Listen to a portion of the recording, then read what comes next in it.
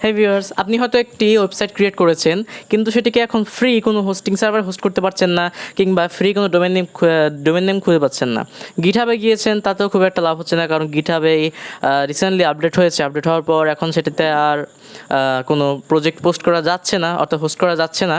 তো আজকে আমি এমন একটি ওয়েবসাইট নিয়ে এসেছি যে ওয়েবসাইটটিতে আপনারা আপনাদের ওয়েবসাইটটি হোস্ট করতে পারবেন, সাথে সাথে একটি ফ্রি ডোমেন পেয়ে যাবেন। তো চলুন মূল ভিডিও চলে যাওয়া।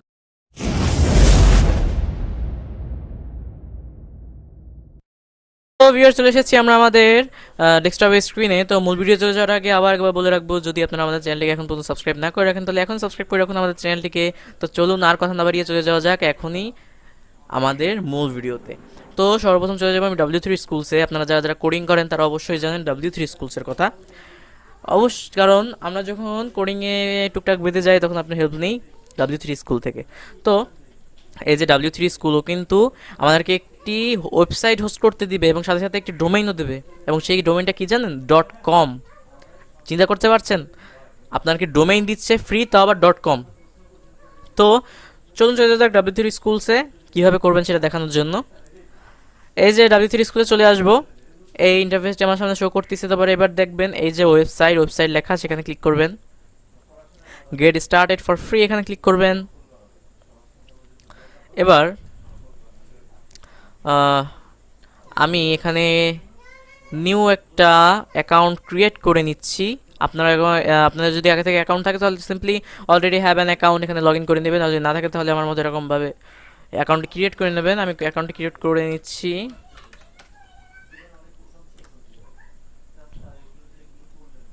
ও, আমার একটা ভুল এটা ধরে নিয়েছে পাসওয়ার্ডের, তো আমি ঠিক করে নিচ্ছি এটাকে। হ্যাঁ, হয়ে গিয়েছে। ফার্স্ট নেই আমি দিচ্ছি ST ট্যাক্সিস, ভেরিফাই করে নিচ্ছি আমি। তো আমার এখানে আমার জিমেইলে একটি মেসেজ চলে গিয়েছে, আমি এখানে সেভ করে রাখবো। একটি ইমেল চলে গিয়েছে, সেটাকে আমি ওপেন করে নিব।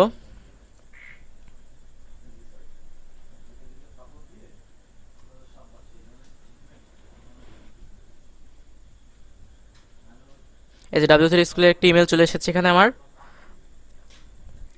তো আমি এখন ভেরিফাই ইমেল ক্লিক করব। তো এই যে রিটার্ন টু লগ ইন, এবার লগ ইন করে নিব। এই যে পাসওয়ার্ডটা আমার আগে দেওয়া ছিল, তো লগ ইন হয়ে যাচ্ছে এবার। তো আমার এখানে একটা ইন্টারফেস শো করতেছে। হ্যাঁ, এবার আমরা এখানে একটি ওয়েবসাইট হোস্ট করব।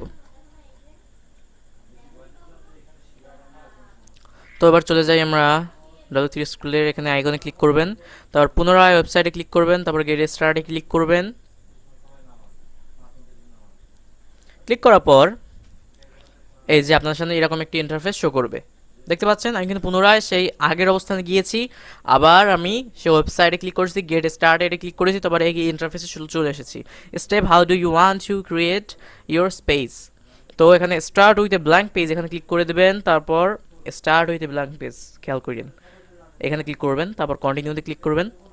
এবার এখানে আপনারা আপনাদের ওয়েবসাইটের ডোমেইনটা ঠিক করবেন। আপনারা যদি আপনার নাম দেন যে কোনো একটা দিয়ে, এখানে শুধুমাত্র সেই নামটা দেবেন, তারপর w3space.com, আপনার ডোমেইনটা ক্রিয়েট হয়ে যাবে। আমি এখানে সিম্পলি বেসিক ব্রো টিভি লিখি, basic bro TV, basic bro TV এটাকে লিখে দিয়েছি আমি এখানে। তারপর আমি এখানে জাস্ট কন্টিনিউ দিয়ে দিচ্ছি। তো আমার যে ওয়েবসাইটটা, সেটার নাম দাঁড়ালো কি, basicbrotv.w3space.com। তো আমার ওয়েবসাইটে কিন্তু ক্রিয়েট হয়ে গেছে। আপনারা যারা আগে গিটহাবে পোস্ট করতেন, যদিও এখন করা যায় না, তবে বলে রাখছি, আপনারা যারা আগে গিটহাবে আপনাদের ওয়েবসাইট পোস্ট করতেন, তখন কী হতো বলুন তো? আপনাকে 5, 6, 10 মিনিট অপেক্ষা করতে হতো আপনার শুধুমাত্র লিঙ্কটা ক্রিয়েট করতে আপনাদের শুধুমাত্র লিঙ্কটা ক্রিয়েট করার জন্য। আর এই শুধুমাত্র ন্যানো সেকেন্ডের মধ্যে আপনাদেরকে লিঙ্ক সাথে ডোমেইন নেম দিয়ে দিল। তারপর আমরা এখানে চলে যাব। এখানে দেখতে পাচ্ছি index.html, redmi.md আছে, script.js আছে, style.css আছে। এটা কিন্তু আপনার একটা ওয়েবসাইটের ইন্টারফেস, অর্থাৎ প্রত্যেকটা টেক্সট ডকুমেন্ট কিন্তু এখানে রয়েছে। এবার আপনারা কীভাবে এখানে আপনাদের ওয়েবসাইটটির কোডগুলো দিবেন। তো ধরুন আপনি এখানে আপনাদের যে বিএস কোডটি রয়েছে সেখানে কোডিং করেছেন, আমি এটি করে রেখেছি। এই যে এখানে আপনারা হয়তো HTML CSS জাভাস্ক্রিপ্ট হয়তো তিনটাই হয়তো এখানে করে রেখেছেন আপনারা, ধরা যাক। তো আপনারা কি করবেন, সরাসরি সম্পূর্ণটা কপি করবেন, অর্থাৎ আপনার ভিএস কোডে যত কোড আছে সব কপি করবেন, HTML এর যত কোড আছে সব কপি করবেন। কপি করে নিয়ে এসে কোথায়, এই যে index.html এখানে ক্লিক করবেন, এই যে নামটার উপরে, তারপর দেখুন লোডিং কম্পোনেন্ট, লোডিং ফাইল। এবার এখানে আমার একটা ব্ল্যাঙ্ক পেজ, না ব্ল্যাঙ্ক পেজ শো করবে না, দেখুন এই যে এখানে যা কিছু সব কিছু ডিলিট করে দেবেন। ডিলিট করে দিয়ে আপনার যে উক্ত যে কপি করা যে পেজ কাজ এইগুলো কোডগুলো সেগুলো এখানে সিম্পলি পেস্ট করে দিবেন। তো আমি পেস্ট করে দিচ্ছি। হ্যালো, এই যে সব কোড কিন্তু এখানে সিম্পলি ইজিলি পেস্ট হয়ে গিয়েছে। এবার এই যে দেখতে পাচ্ছেন রান, রান অপশনে আমরা ক্লিক করব। এবার দেখুন চমকটা, আমার ওয়েবসাইটটা কিন্তু রেডি। বিশ্বাস হচ্ছে না? আমি আপনাদের একটু চমক লাগানোর জন্য এই কাজটা করেছি। লগ ইনে ক্লিক করলাম, দেখুন আমার ওয়েবসাইটটা আমি কিন্তু এরকমভাবে তৈরি করেছি বলে কিন্তু এরকম হয়েছে। আপনারা যেভাবে তৈরি করবেন সেভাবেই হবে আপনাদের কাজটা। তো এই দেখুন, দেখতে পাচ্ছেন, দেখলেন তো কতটা সহজ। এবার আপনারা এই ওয়েবসাইটটিকে পাবেন কোথায়? সিম্পলি আপনারা আপনাদের ব্রাউজারে আসবেন। ব্রাউজারে এসে সিম্পলি আপনাদের যে ওয়েবসাইটের নাম দিয়েছিলেন সেটা দিয়ে দেবেন। আমি দিচ্ছি basic bro TV dot w3 spaces space .com, এটাকে আমরা দিয়ে দিলাম। এবার দেখুন ওয়েবসাইটে কিন্তু চলে এসেছে basicbrotv.w3space.com। এই যে সম্পূর্ণটা কিন্তু চলে এসেছে। কতটা সহজ বুঝতে পারছেন? এবার এবার ধরুন আপনি এখানে, এবার তো ইন্ডেক্সটা দেখালাম যে index.html কীভাবে করবেন। আপনারা সিম্পলি এখানে এতটা সহজ, বোঝার চেষ্টা করুন। এখানে যে আপনাদের যে রয়েছে যে index.html CSS যেভাবে আপনারা কোডিং করতেন, সিম্পলি এখানে আপনাদের বেস করে আপনারা কোডিং করবেন। CSS এর সাথে এখানে লিঙ্ক করে দিবেন। লিঙ্ক করে দেওয়ার পর ধরুন আমরা এখানে এই যে পেজটা এটাকে আমরা প্রোগ্রাম করেছি, তারপরে এই সাইন আপ ডট HTML এইখানে যত কোড আছে সকল কোড আমি কপি করব। কপি করে এনে এই যে index.html এর মধ্যে আমি সিম্পলি পেস্ট করে দেবো। এগুলো সব কিছু ডিলিট করে দিচ্ছি আমি, কন্ট্রোল ডিলিট, সব কিছু আমি পেস্ট করে দেবো এখানে। এবার পেস্ট করে দিয়েছি, তো রান। এবার শুধুমাত্র এখানে HTML যে কোডগুলো আছে সেগুলো কিন্তু এখানে রয়ে গিয়েছে। এবার আমরা পুনরায় আবার পিছনে যাব। পিছনে গিয়ে দেখুন আমার যে ভিএস কোডে যে CSS যে ফাইলের নামটা আপনারা যেভাবে এখানে এই যে নামটা ভুল দিলে যেভাবে আসতো না আপনাদের, এই যে লোকেশনটা আপনাদের টেক্সট ডকুমেন্টের CSS সেটা ভুল দিলে যেরকমভাবে আপনাদের CSSগুলো শো করতো না, এখানেও সেম হবে। তো আমি এখানে আমাদের এখানে দেওয়া আছে styles.css, কিন্তু আমার মূল ফোল্ডার কিন্তু আছে style.css। সেহেতু এই style.css এ যত প্রপার্টি আছে সব যদি আমি এখানে পেস্ট করি কাজ হবে না কিন্তু কোনো। তাই আমার এই নিউ ফাইলে ক্লিক করব। দেখতে পাচ্ছেন এই যে আপলোড ফাইলের পাশে নিউ ফাইল, তারপর রয়েছে css.css, এখানে ক্লিক করবেন।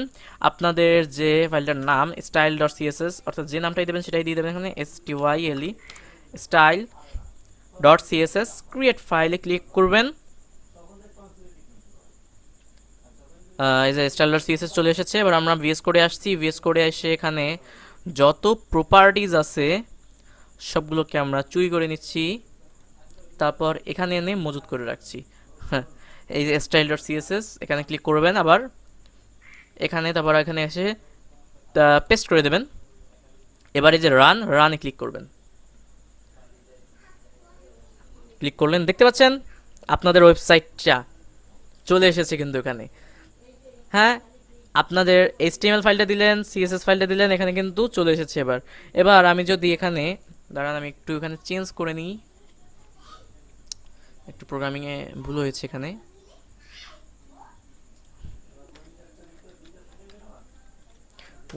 আমি 40% দিয়ে দিচ্ছি, এখানে রান করে দিচ্ছি।